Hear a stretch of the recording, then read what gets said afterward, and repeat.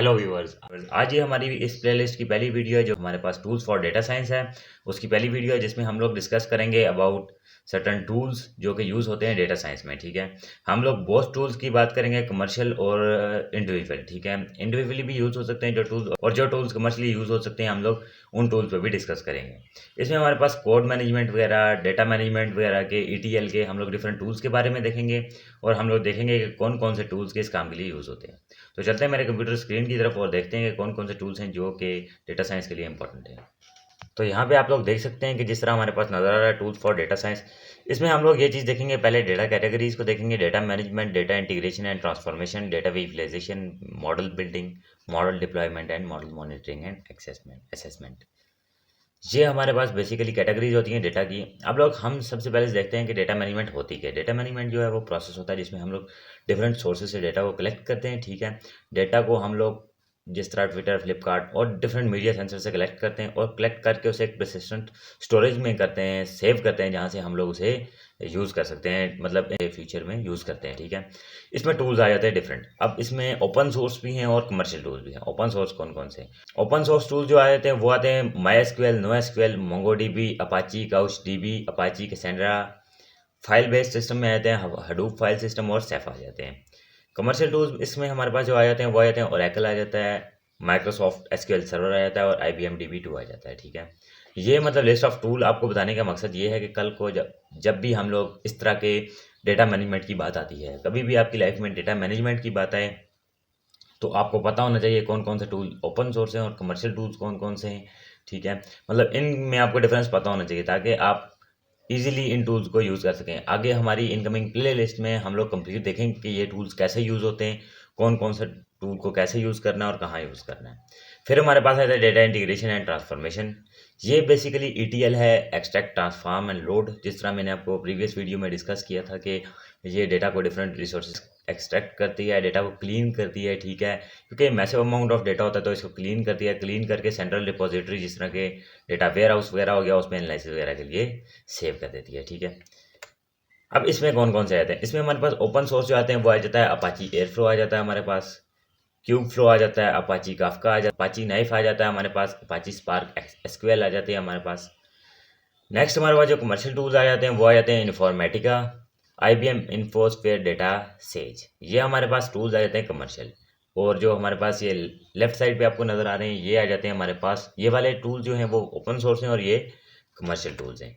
Next हमारे पास आ जाती है डेटा विजुअलाइजेशन। डेटा विजुअलाइजेशन आपको पहले भी मैंने एक्सप्लेन किया कि डेटा विजुअलाइजेशन जो है वो ये है कि डेटा को चार्ट्स, प्लॉट्स या मैप्स की फॉर्म में विजुअलाइज करना है। क्योंकि डेटा को एज नंबर्स, आप लोग जब डेटा को देखते हैं तो आपको रिलेशनशिप या कोई भी आपको अप डाउन ट्रेंड्स वगैरह समझ में नहीं आते, तो आपको डेटा को प्लॉट करना पड़ता है। जिस तरह हमारे पास मोस्ट कॉमन एग्जांपल है बार चार्ट्स वगैरह, पाई चार्ट्स वगैरह। इनमें हम लोग डेटा को डाल के देख लेते हैं कि हाँ जी इस मतलब डेटा इस मतलब जो पर्टिकुलर फॉर एग्जांपल कोई हमारे पास टाइम है और डेटा है, हम लोग ये देखते हैं कि डेटा की जो ट्रेंड है वो इंक्रीज़ हो रहा है टाइम के साथ या डिक्रीज़ हो रहा है, ये चीज़ हम लोग देख लेते हैं इसके साथ। इसमें आ जाता है पिक्सी डस्ट आ जाता है, ह्यू आ जाता है, किबाना आ जाता है और अपाची सुपरसेट आ जाता है ओपन सोर्स में। और कॉमनली यूज कमर्शियल में आता है Tableau, power BI, IBM Cognos analytics आ जाते हैं। ठीक है, क्योंकि मैं इनको इन ब्रीफली इसलिए डिस्कस नहीं कर रहा क्योंकि इन सब को हमने यूज़ नहीं करना। हम लोग आगे अपनी प्लेलिस्ट में डिस्कस करेंगे, उस टूल्स की कंप्लीट सेटिंग करेंगे जो टूल हम लोग यूज़ करेंगे। मॉडल बिल्डिंग आ जाता है। मॉडल बिल्डिंग में क्या, अब हमारे पास जब डेटा क्लीन हो जाता है तो डेटा के ऊपर हम मशीन लर्निंग का एक मॉडल बनाते हैं। ठीक है, उस मॉडल का काम ये होता है उस डेटा पे ट्रेन होता है, वो ट्रेन करता है अपने आप को और प्रिडिक्शन करता है उस डेटा की बेसिस पे। ठीक है, अब क्योंकि इसमें बहुत सारे टूल्स आ जाते हैं, इसमें मशीन लर्निंग के बेबहार टूल जाते हैं, ये ज़्यादातर IDEs में भी हो जाता है। इसमें मतलब एज सच इसका कोई खास टूल नहीं होता। मॉडल डिप्लॉयमेंट क्या है कि आप एक मॉडल बना लिया ना आपने, अब उसको क्या डिप्लॉय करना है, मार्केट में उसको लॉन्च करना है। इसके लिए हम लोग थर्ड पार्टी एप्लीकेशन API वगैरह या कुछ इस तरह की चीज़ें यूज़ करते हैं। ठीक है, अब इसमें ये होता है कि हम लोग इसको सेव करते हैं ऑनलाइन ताकि यूज़र्स जो है हमारे वो इंटरेक्ट कर सकें इसके साथ। इसमें क्या आ जाती है, इसमें आती है प्रिडिक्शन IO। ठीक है, एक ओपन सोर्स टूल है, सेल्डन है, एमलीप है, टेंसरफ्लो सर्विस है। ये मतलब डिफरेंट टूल्स हैं ओपन सोर्स जो कि इसके लिए यूज़ होते हैं। इसके अलावा हमारे पास कमर्शियल टूल्स जो हैं वो आ जाते हैं IBM SPSS कलेक्शन सर्विस आ जाती है। अब आ जाती है मॉडल मॉनिटरिंग। मॉडल मॉनिटरिंग क्या है? मॉडल मॉनिटरिंग ये है बेसिकली कि हम लोग जब एक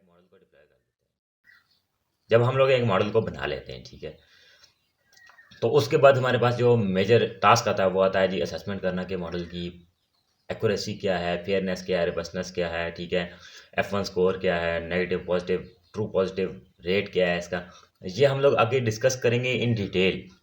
इसका आपको अभी प्रोवाइड करने का ये मकसद है, सिर्फ आपको टूल्स का ओवरव्यू देना है कि कौन कौन से टूल्स यूज होते हैं।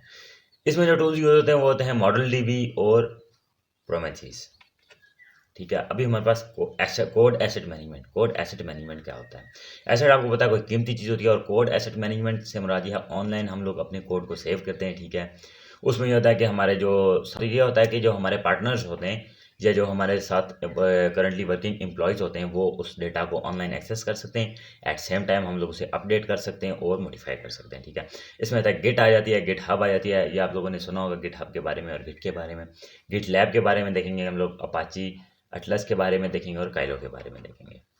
नेक्स्ट हमारे पास आ जाती है आईडी, इंटीग्रेटेड डेवलपमेंट एनवायरनमेंट। इसमें क्या होता है कि हमारे पास ये होता है कि डिफरेंट हमारे पास कोडिंग, जिस तरह कंपाइलर्स वगैरह, हम लोग कॉमन वर्ड्स में उन्हें कंपाइलर्स बोलते हैं, ठीक है।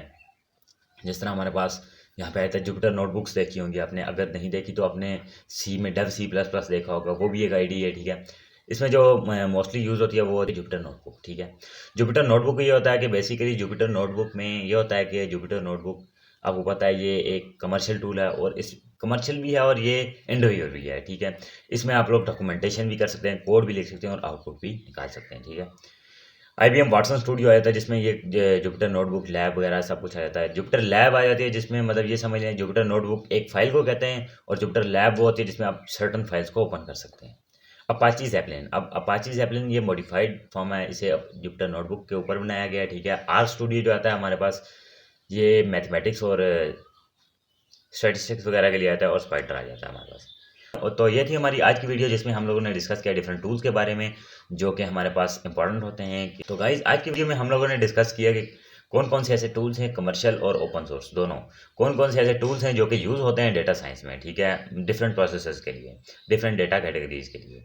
आई होप कि आप लोगों को ये समझ आई होगी, और इस वीडियो के बाद आप लोग ये इजीली एक्सप्लेन कर सकते हैं कि कौन कौन से टूल्स हैं जो ओपन सोर्स हैं, कौन से टूल्स हैं जो कमर्शियल हैं, कौन से टूल्स हैं जो डेटा मैनेजमेंट के लिए यूज़ होते हैं, ETL के लिए कौन से यूज़ होते हैं, और डिफरेंट मशीन लर्निंग मॉडल की डिप्लॉयमेंट के लिए कौन से यूज़ होते हैं, मॉनिटरिंग और एवेलुएशन वगैरह के लिए कौन से पास टूल्स यूज़ होते हैं, ठीक है। That's it for today. अल्लाह हाफिज़, टेक केयर, और मिलते हैं हमारी नेक्स्ट वीडियो के साथ।